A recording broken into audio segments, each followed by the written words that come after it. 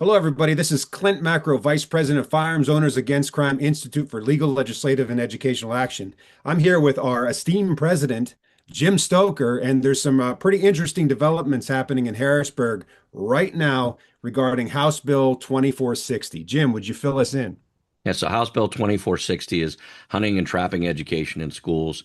It's bipartisan actually under sponsorship, but it's had a little bit of a debate today. It is up for third and final consideration in the House for passage. I think it's a good idea. I think it's a great start, at least, to build, hunting education and safety in the schools again, so students can opt in to a program to learn about hunter safety if they want. Yeah, absolutely. This wouldn't be a mandatory training thing. It would be more of an elective process, according to the wording of the bill as it stands right now. But I think incrementalism works, and we've seen how over time, if we can just keep chipping away at things, we can start to bring in the light through the light of liberty through the window. So being able to offer this kind of training in school, I think, would be a fantastic step forward.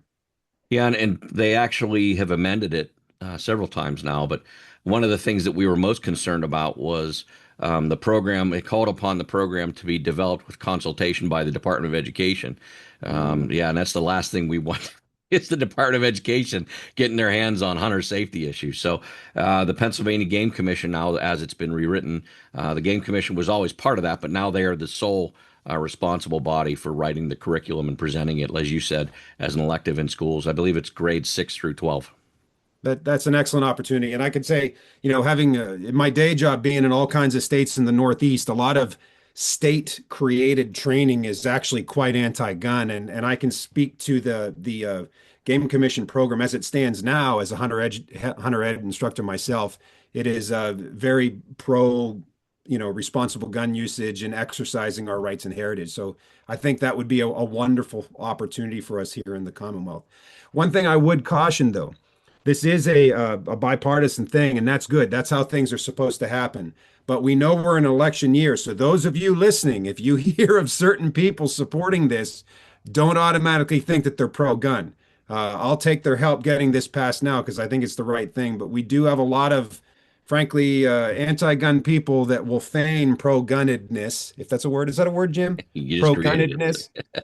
They'll feign that and use that in the election coming up. So of course, consult the FOAC voter guides as we get near election day, so you know who is actually a pro-gun person. But I think this is a wonderful thing.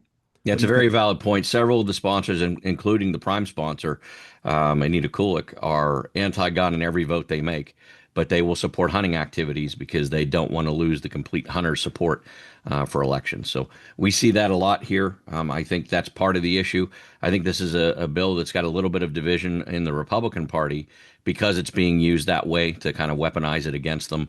And there's obviously some concerns. Where's funding going to come from? There are some legitimate factors that will keep a few legislators from voting for this bill. But as written, as it stands, our concern will be the curriculum when that comes out, and we have to trust the Game Commission at this point to come up with the right thing. Because, as you said, getting it started is the key. Let's get that safety, that education back in the schools, and then we can argue about how it gets taught later. Yeah. Well, there you have it. So that's what's going on right now. It may change in 2 hours, right, Jim? That it may. Yeah, Harrisburg's a very fluid thing, and I thank you, Jim, for keeping up with all of that. It's an amazing amount of work you're doing. If you guys want to support FOAC, Farms Owners Against Crime Institute, make sure you go to the website 2apa.org. You can donate to the cause. You can donate to the war chest. We have a lot of court cases going on, and you can see what events we have coming up. We've got the bash coming up very soon. It's a big fundraiser and a great time for fellowship and getting together and having some fun, winning some guns at the raffles. Yeah, money moves the needle, right? Indeed. Same holds true for them, but we're definitely the underdog in the finance world. So we need to kick up some funding so we can keep fighting for rights here in Pennsylvania. Yeah. And in the meantime, register to vote, get your friends registered to vote, and get as many people as you know geared up and poised to jump on that voters booth come the election day in November. We have to get gun owners out so we can avoid turning into Virginia next year. This could be the biggest gun rights issue election that we've seen in our time. So it's people think the threat is at the national level. It is 100% at the state level, and we are a hair's breadth from losing it all. So get out there, as Clint said, get to the polls, grab like-minded people, get them to the polls. We need your support. Excellent. Well, thanks, Jim. Thank you. I'll talk to you probably in about 20 minutes.